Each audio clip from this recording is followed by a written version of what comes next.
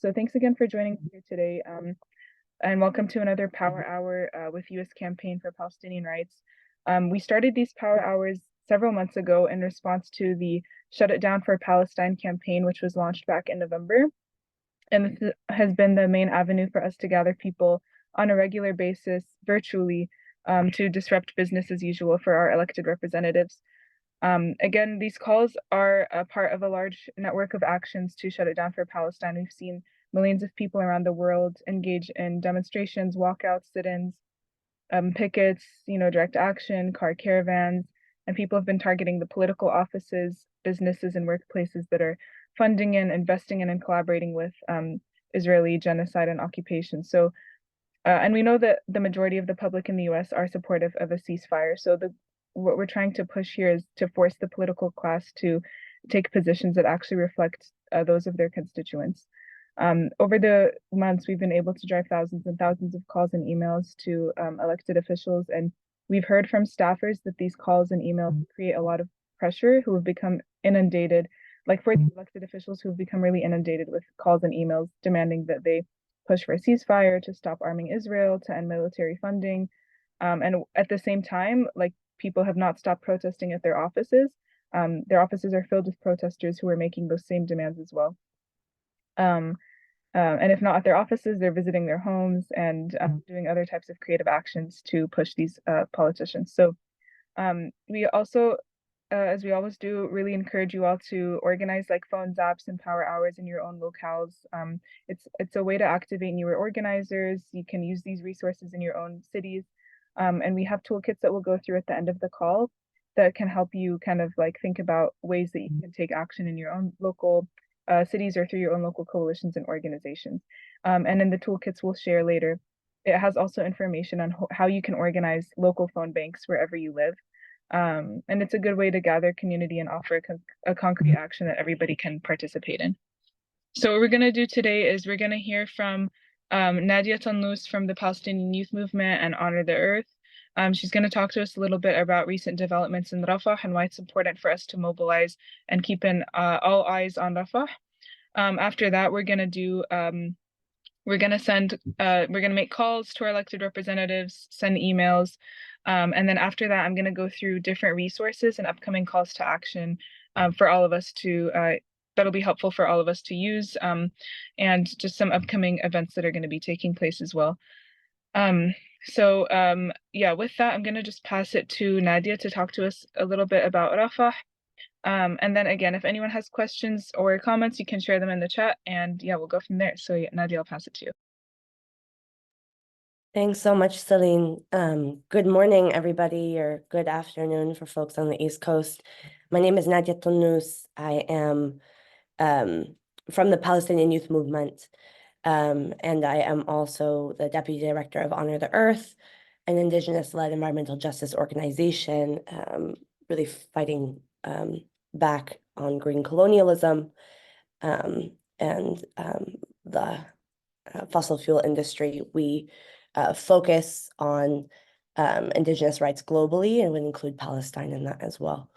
I know that for many of you coming onto this call, you already have been following the news in Rafah, and you've also followed the news over the past 31 weeks of what's happening in Palestine. I think what's standing out to me today is that on Monday, Israel blocked fuel, food, and medicine going through the 2 crossings that have been open into the Gaza Strip. And then on Tuesday, we all watched as they rolled their tanks through the southern crossing and took control. I think many of us have been concerned that, they're going to wake up to a full-on Rafah invasion. What I'm kind of sitting with at this time is that Israel may actually do a slow creep into Rafah, an incremental invasion. And part of that is because they don't want the whole world to watch as they cross a red line that has been set by the Palestinian people, that has been set even by the United States in words, right? I think fundamentally, this red line, Rafah is a red line. This is the stance that we all have because we know how devastating a ground assault and entry into Rafah will be, how deadly it will be, what impact that will have on the humanitarian and aid that's there, which Israel promptly began to burn. We've seen those reports on Tuesday morning that they actually targeted aid stockpiles as they've done before in the north, right? A few months ago. We also know the devastation of the infrastructure, which can barely hold. Many of us saw reports from Gila, the organization who's currently running the last NICU and maternal ward in the entirety of Gaza. What does it mean to have almost an entire term of a child? How many children have been born who are not able to access the aid and what they need in order to stay alive? This is also what we mean by the slow creep of genocide. We've called, we've been so adamant. Look at the just intensity and the strength of our movement, how much it's grown, how much awareness we have now in the public sector, how critical so many more people are of Israeli state policy and of this genocide in particular. But yet, we have not been able to stop it, even as we reside in the country or the empire, who is the number one backer of the state of Israel.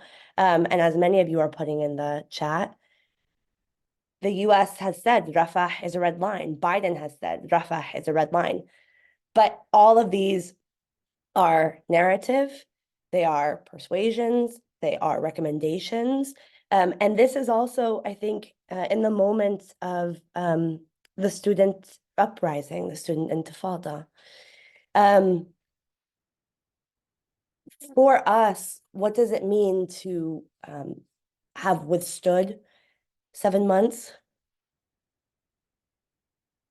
and to be in this stage where if there's a ground invasion in Rafah, Israel's goal is to take control of the entire Gaza Strip? What do we do about this? We know that when Biden released an article or released a statement, excuse me, and many of us saw different articles, right, that either reported that he said he would remove all weapons, right, and US support if there's a ground invasion, or some weapons and ammunition. To this date, he's only removed one type of ammunition. I think my inclination was to say, how real is that? How real is this promise? Because the United States has already stockpiled Israel with billions. We know that Israel has a US armory on the ground. So the US is actually making weapons on the ground in Israel. And so what does it mean for him to promise this? I think maybe a more sure question or a sure kind of assessment is that it's the student intifada that has actually brought this pressure from the campuses. It has risen the foundation, right, of our civil sector and our society here to push on the administration. And that's a humongous win for the justice movement in Palestine, because even with maximum pressure from these different joints in our society, what we've been able to do is actually make the Democrats question whether or not they will win this election. What Biden has done so far, he has chosen to remain committed to a program of genocide and supporting Israel at all costs, no matter what. rather than changing US policy on Palestine and securing this election for him and his party. They would rather give us Trump's fascism than change their policy on Palestine.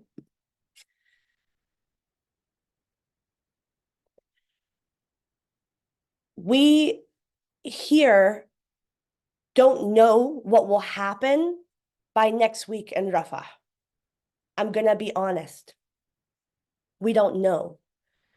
But Israel, as an arrogant colonizer and also as a clever military power, unfortunately, I suspect will take a slow approach into their rollout in Gaza rather than a bombastic attack that we've seen in the past, because they don't want to sound the alarms in terms of the political will of the United States, of Britain, of France, of Canada, who have said, this is a red line, Rafah is a red line. They will test it until the very last moment. I do not believe, and they will also be up against Palestinian forces on the ground who have outmaneuvered them over the past 7 months. And so this is not just Israel's decision, but what they have shown is that they are willing to pull the entire international community into the back of a genocide, and they're testing, are you really going to stop it? So with that, it's our role to do the most that we can and to continue that commitment every single day. That's doing what y'all are doing now, calling reps, being very clear that Rafah is a red line, to remind them about the culpability that they have when the US backed genocide. The ICC and the ICJ may be slow in their rollout of justice. They're very slow in terms of actually creating an administrative block or a judicial block on Israel's actions. But remind them that the time will come when these war crimes are prosecuted. We can speak that as a fact, just in the same way that we have held a line with Biden.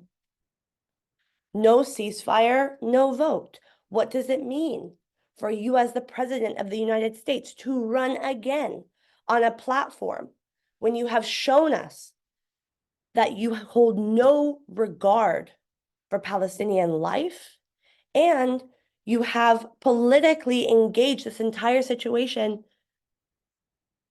with a distaste really for international law? This is a stain on his record. And we should continue to pressure the DNC. We should continue to pressure the government. We should continue to pressure at every point that we can, the same way that the students are in this moment across 150 universities. I know that I have a little bit more time before we jump into what you all are here for, but I wanted to also mention the role of the administration of the Gaza crossing and a little bit more about the port that the United States is supporting being built off the coast of Gaza. We know that the port is, it's taken from a blueprint from 2014, which was all about building a refinery and an airport off the coast of Gaza in order to procure the gas from the Leviathan pipeline. We know that the gas under Gaza has been estimated at about $500 billion and up. So it's a very large deposit. And that port, while it's being peddled as a way for aid to enter, will surely be about maximum control over food, products, anything that can enter Gaza, but with the primary responsibility of setting up the infrastructure for refining gas so that Israel can profit off of this genocide. We also know that ships carry about half as much in their hulls as trucks do. So between trucks and ships, trucks actually carry much more aid. And so while we might say, okay, more ships are going to be able to come through, they're actually carrying significantly less in their holds than the trucks that have been stopped for months at the border of Gaza. We also know that no amount of aid can undo the horrors that one night of Israeli bombing commits on the Gaza Strip. The amount of destruction that Israel can procure in one night of bombing cannot be matched by aid. And we know this, y'all, because we've seen over 80% of the homes in Gaza destroyed. We're now asking people in tents in Rafah to remove themselves, to flee to the coast. Once again, some of these families, many of them, have moved upwards of 9 times. I saw a great report about this yesterday in Mondoweiss. The last thing I want to say is about the border. So we know that when Israel engages in a military or ground invasion, right, they're also engaging in a psychological form of warfare. So rolling over the Gaza sign, right, was all about a demoralization. We're coming, we've come and we've conquered. I think fundamentally, this is also coming at the time when Al Jazeera has been shut down inside of Israel, right? As they're actually compiling videos and information of Israeli war crimes and sending them to The Hague. But lastly, about the border, there's actually a private US company that is set now to assume management of the Rafah crossing. And this was reported in Haaretz on Tuesday, I believe.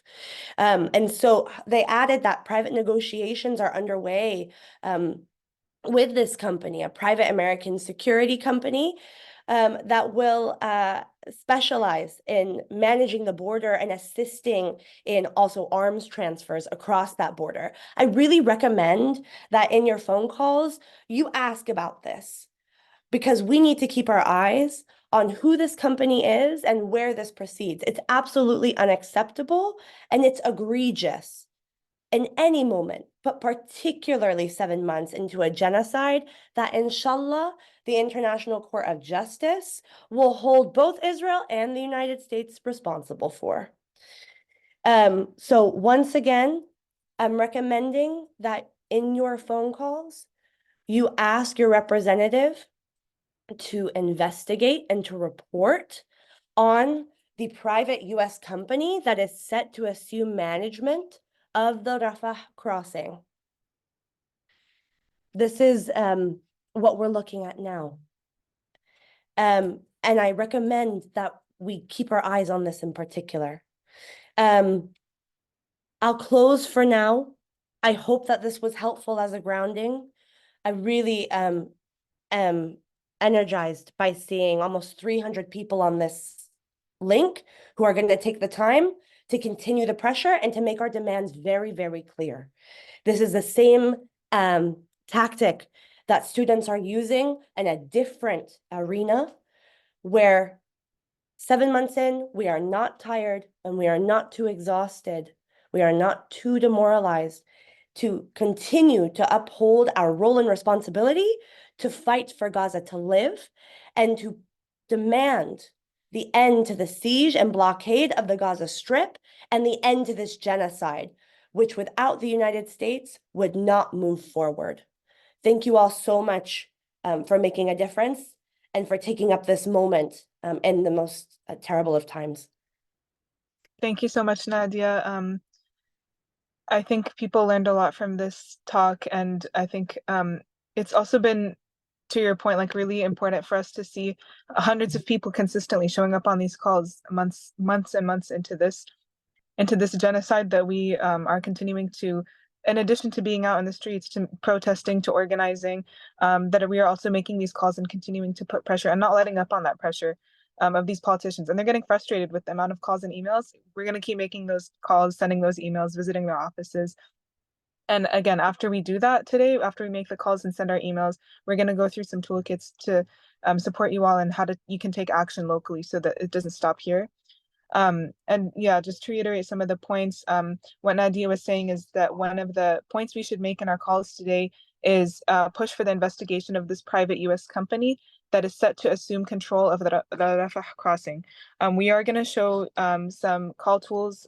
We do have scripts prepared, but you can also personalize them and add to those scripts. So we can maybe send this point in the chat, and also, again, we'll go through the resources in a second. And I think it's important, the other point Nadia made around reminding them that there is a time that will come when their war crimes will be held accountable, and these elected officials are part of those war crimes if they are not actively pushing and pushing for not just a ceasefire, but stop arming Israel and end military funding to Israel.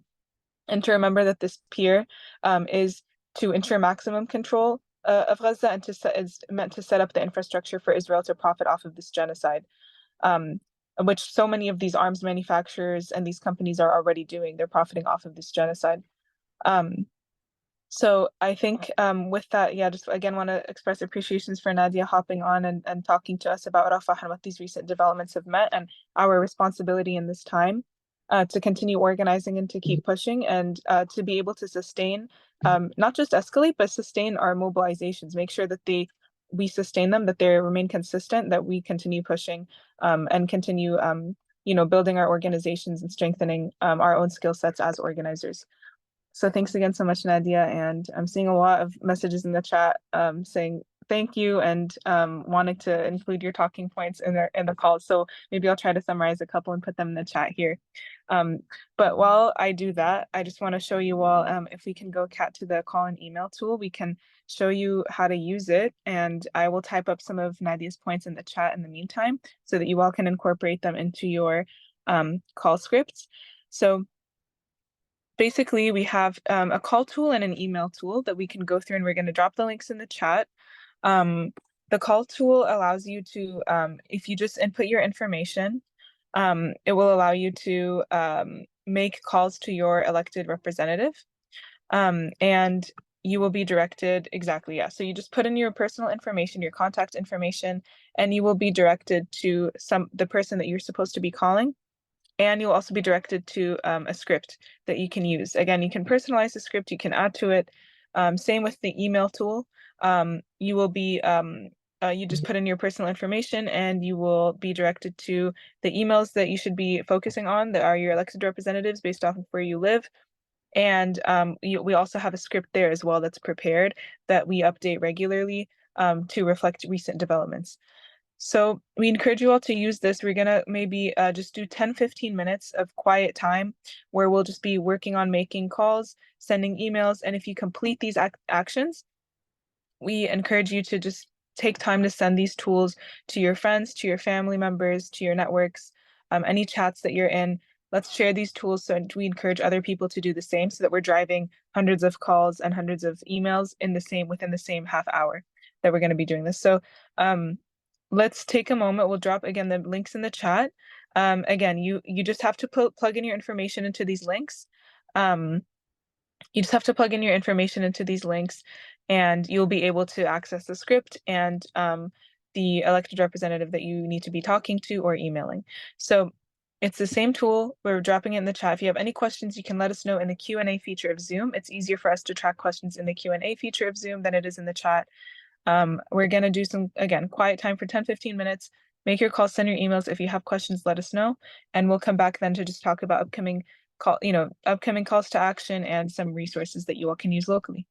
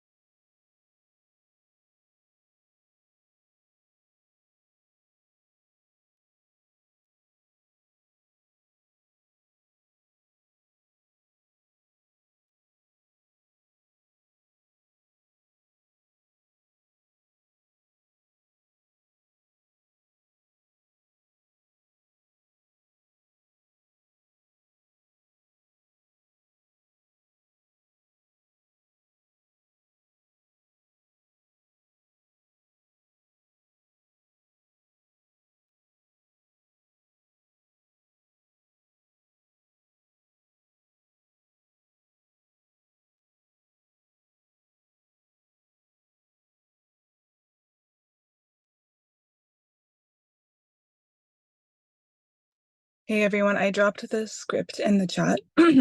If you take a look at the chat, I dropped it in pieces so that it all pastes, but you can find the script in the chat.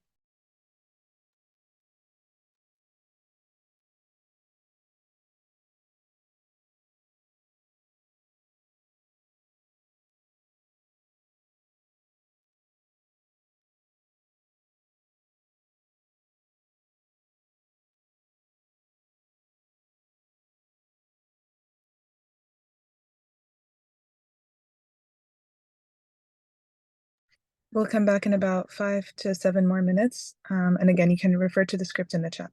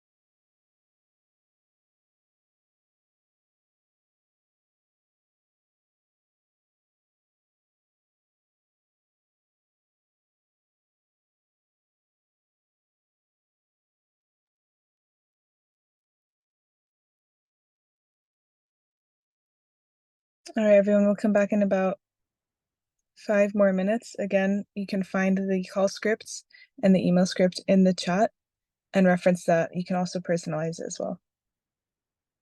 And again, you can find it if you plug in your information into the call and email tools, you will see the scripts that you can use as well.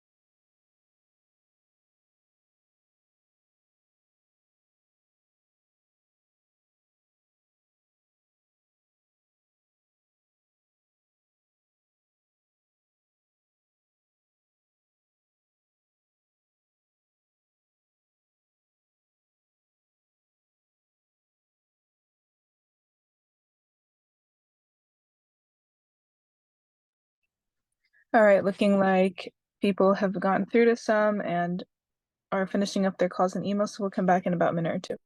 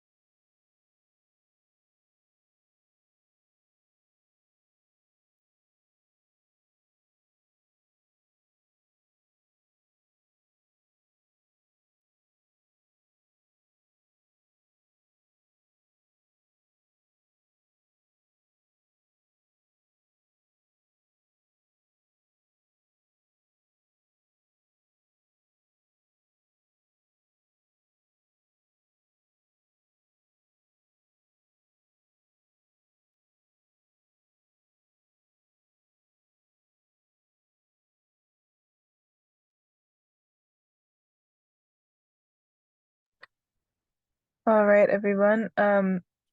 Let's try to come back. Looks like many people were able to make calls and sending emails. Amazing. I'm seeing that some people are actually getting through with their calls.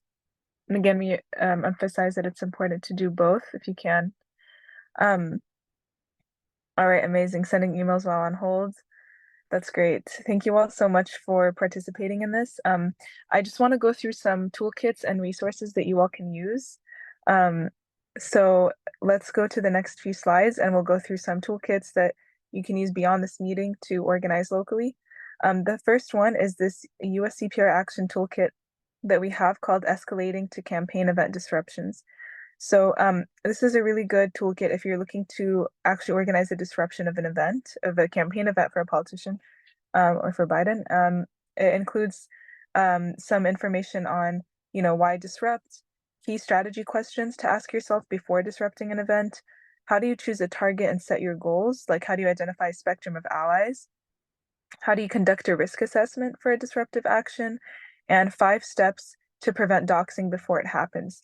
It also includes a preparation checklist, including what kind of roles you need on the day of and pro tips.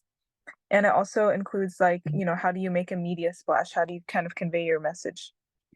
We also have included 7 campaign and Dem party event disruption examples and some creative ideas to innovate disruption. So this is the toolkit focused on, it's kind of like an escalatory tactic on disruption.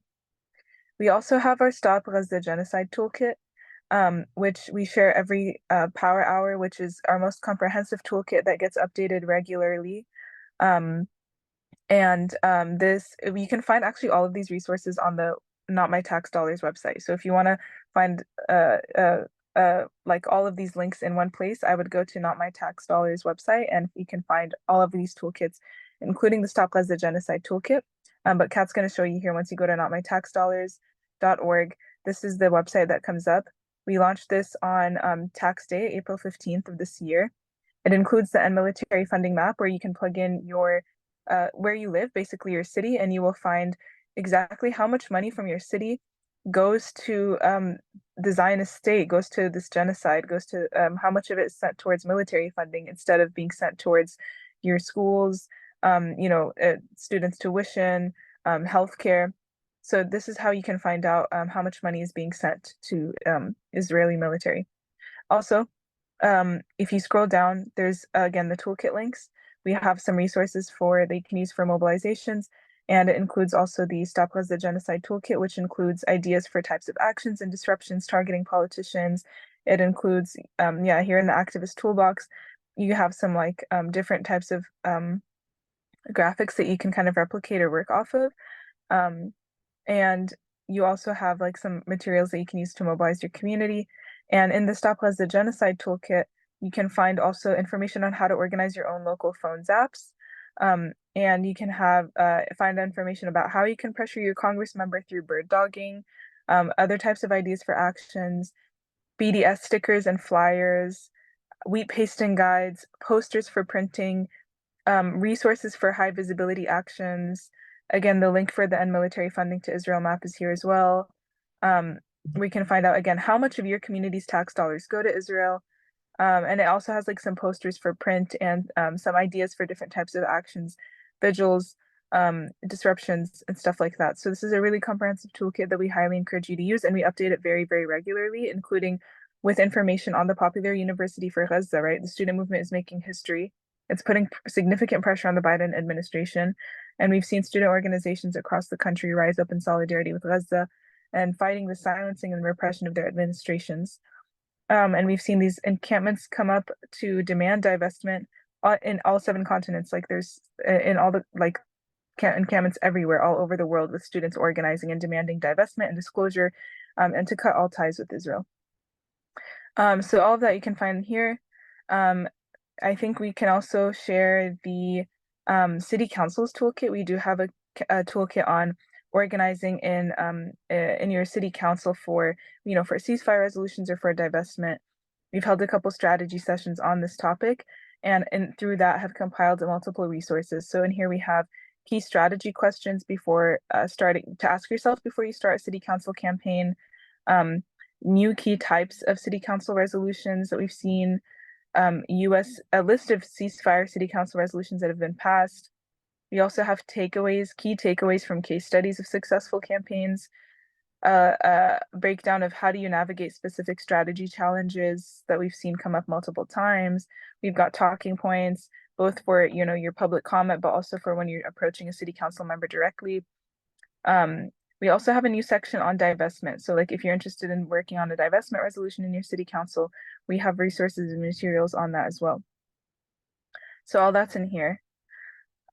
We also want to flag that this upcoming week on May 14th to the 15th, we're going to be in Washington, D.C. together for our Nakba Days of Action to Stop Arming Israel, where we're going to do, advocacy on the Hill, and also we're going to do some workshops and trainings for organizers. So it's going to be, we hope to see some of you there. And, just the last things that I'll boost is that on this Saturday, the 11th, there is a call to action through Shut It Down for Palestine to mobilize for Rafah. So we encourage people to take action and join the mobilizations that are going to be taking place. And you can find out where protests are also happening on Shut It Down for Palestine or on our website as well. The last thing I will mention is the upcoming People's Conference for Palestine in Detroit on May 24th to the 26th. This popular conference for Palestine is going to be a historic one, where we're going to gather community members, allies, everyone who's been in the streets for the past over 7 months of relentless mobilization to assess what has taken place over the last 7 months and what is next for us, what is required of us in the next phase of struggle. And how do we, what's our analysis of what is taking place on a global scale and on a domestic scale around Palestine, thinking about the major shifts that have taken place in popular opinion in favor of Palestine now. So we highly encourage you to register and to see us there. We will be at the People's Conference for Palestine in Detroit, inshallah. And it'll be a space where we can gather and, as Ghassan Abu Sitta said in a post recently, that it's important for us to think about tomorrow and to plan for tomorrow. So we're planning for the next day, right? So all of these are public. These are all online. You can find them everywhere. And we'll drop the links in the chats. And you can also look up these websites if you want to, again, not my tax dollars, that you can go on the USTPR website, and you can go on the People's Conference website as well to learn more about that. So I'll stop there. Just want to say thank you all again for being so consistent and joining us on these phone zaps. Every couple of weeks, we've been really consistently putting pressure and making these calls, sending these emails. And I know that everyone's also mobilizing in their own cities, in their own locales to organize for Palestine. So thank you all again so much. We'll see you in the streets, and then we'll see you at the next one. And again, we're dropping these links in the chat so you can save them and use them locally. Thank you.